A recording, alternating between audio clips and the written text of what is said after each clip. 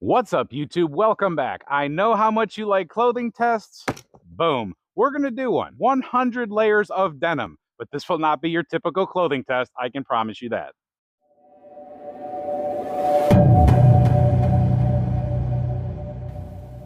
Just so you know what this box contains, it is 10 pairs of jeans that have rips all over. I'm a landscaper. I rip my jeans all the time. But if you take into consideration the pocket, then that piece of material, then when you fold them, because I have each one folded multiple times. So 1, 2, 3, 4, 5, 6, 7, 8, basically 9, 10.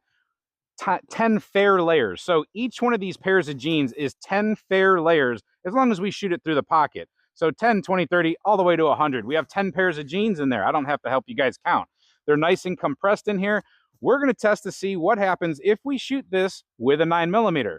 But that's not it. Once we shoot 9mm, we'll figure that out. We're going straight to 500 Bushwhacker, currently the world's most powerful revolver cartridge. And yes, it's the most powerful. Yes, it's actually designed for revolvers. So it's not a rifle cartridge in a revolver. It is strictly, purely, originally a revolver cartridge. And truthfully, it whoops the pants off a 500 Magnum, so this should be really interesting. So to start out with, I just want to take a couple shots, get warmed up to this beast. We want to make sure that our zero is okay, or at least know our point of impact. We have 310 grain Bengal bullets to start out with. Those are Hardcast lead, and they are no joke. But then when we go after the denim, we're going to hit it with a 400 grainer in the Hardcast department, and we're also going to hit it with a 400 grain, or maybe 410. I'll put it up on the screen. But that's a CEB solid copper. That thing is going to do some extreme smoking through this denim, I believe, because it won't deform like lead could possibly do. We'll see how they both perform. This should be super interesting. All right, I am right in front of this stuff because there's no reason to be any farther away. I have America's favorite Austrian pistol, the Glock 17, loaded with 124 grain. It's Fiocchi Range Dynamics full metal jacket. 9mm. Let's see how deep that went. Spoiler alert, it did not come out the back. All right, we got shot right in the butt right there, and let me start digging. So I can see holes there, holes there. We'll start counting backwards once we figure out where it landed. It did get pretty deep, actually. Wow, surprisingly deep. Wow, actually, holy crap. That little 9mm bullet is in the back pocket of the, let's see, 8, 9, 10, the 8th pair of jeans. So it made it through about 79 layers.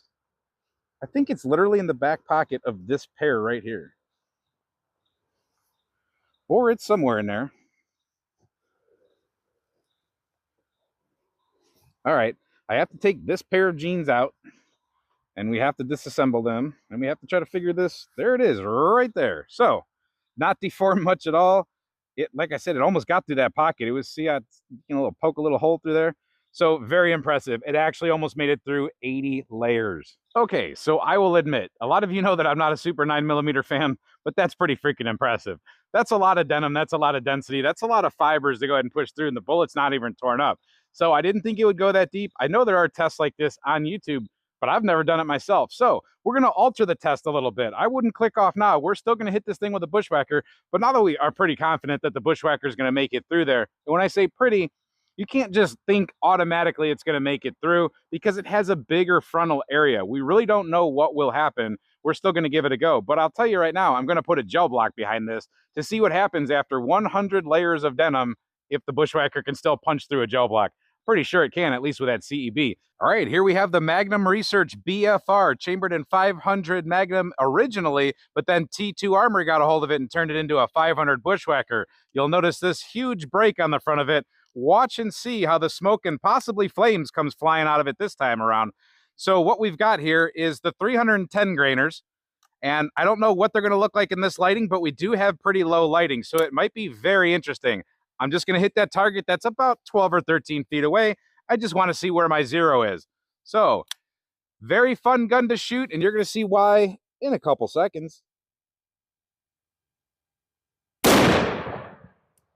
That's crazy. That's awesome. You can feel that in your face. I'm sure you saw some muzzle brake action.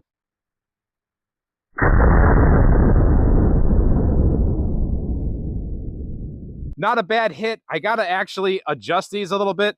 I installed some new sights, so they're not exactly zeroed yet. And that's not a modification. That is just installing sights.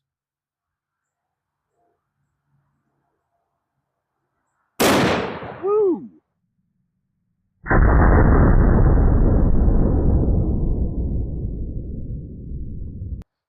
Let's go take a look at that, because that really says something about this revolver. I just put a hole in a hole with a 500 Bushwhacker, so pretty darn good, even though we're not lined up. Let's go take a look at this. It's a little bit off to the side, but it's still pretty much a hole in a hole. So nice job, T2. Nice job on that ammunition. Nice job, BFR, I guess. All right, we got the 10 pairs of pans. We got 120-inch, 10% Clear Ballistics Joe Block. It's already been hit once, but that doesn't matter. We've got the 400 grain copper and 400 grain lead, and we've got the Bushwhacker. Let's make some cool stuff happen. All right, 400 grainer going in the pipe, and I have no idea if I'll be able to hit this thing square on, but I will give it a go.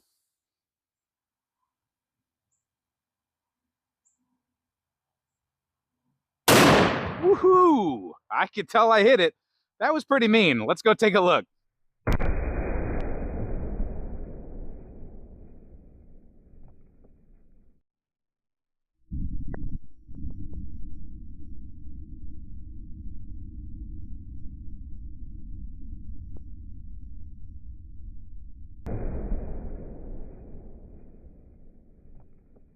Well, I can definitely declare, oh my God, that block is trashed. Bushwhacker is an amazing tool. So we definitely hit right where we wanted to almost. We got down there in the lower butt cheek. We obviously smoked all 10 pairs of pants. Holy crap. It looks like a mouse has been chewing on things. I'm sorry, guys. I'm having a lot of fun right now. Looks like a mouse was chewing on things back here. The block is not looking like it's in very good shape. It definitely zipped through that block, but I'm pretty sure it took about a half of a pair of jeans through the block with it. And we have a hole back here in the wood. That's actually stuffed full of blue jeans too. Let's see how many layers of whatever we did here. We got through that piece of wood. And I think it's stuck in this one actually. So we probably have a solid copper. No, we don't. It bounced out. There, not solid copper, solid lead, hardcast lead. So let's pull this out.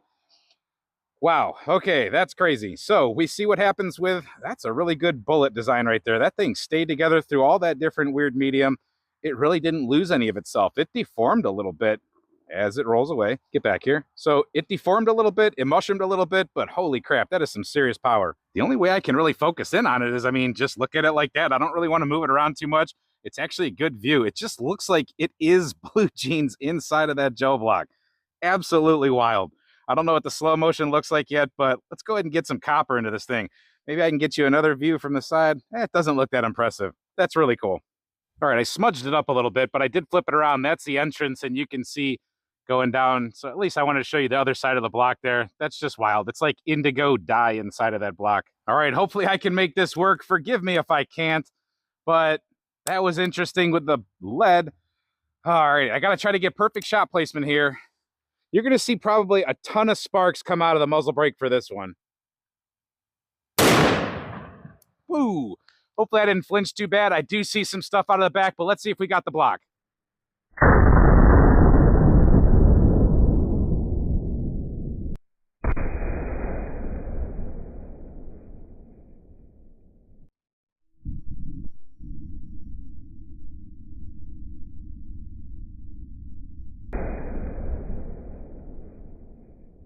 I honestly might have had a little flinch on there. I don't even know. But we definitely went through the layers like we were supposed to. So blew out the back of the box again. And that one just did more of an absolute zip through, I think. Those solid coppers are no joke. I'm going to look right here. Yep, we definitely came out of the back. All right, so for clarity, again, I've turned it around. It is that top wound channel, and you can see it's a little bit bigger, but man, it just drug a bunch of denim through it. That's absolutely nuts. Look, I'm going to try to zoom in here, see if I can get some cool detail. It's absolutely just indigo dyed. Sorry, I shouldn't move so fast. I'm not a great cameraman. This is not camera guy's work. Don't blame him for this. You're going to notice all that fuzz just laying on top of the block. Pretty cool. And yeah, we are definitely having lighting problems now, but this is why we have backstop, guys. We're at the top of this backstop. It went in there. It is definitely trapped within this backstop, but very cool. That thing is somewhere buried in the middle of it. There you go, ladies and gentlemen. There is your clothing test. I think that clothing test clears me for like the next 2 years of clothing test. And we did 9mm, and we did a versus video. So 9mm versus 500 Bushwhacker through clothing and gel. Come on. If that's not cool, I don't know what is. So definitely check out our 500 Bushwhacker playlist. Check out all of our playlists. Hope you enjoyed this video. Hope to see you at the next video. And until then, stay safe, have fun, and keep shooting. Maybe some big, bad, mean revolvers.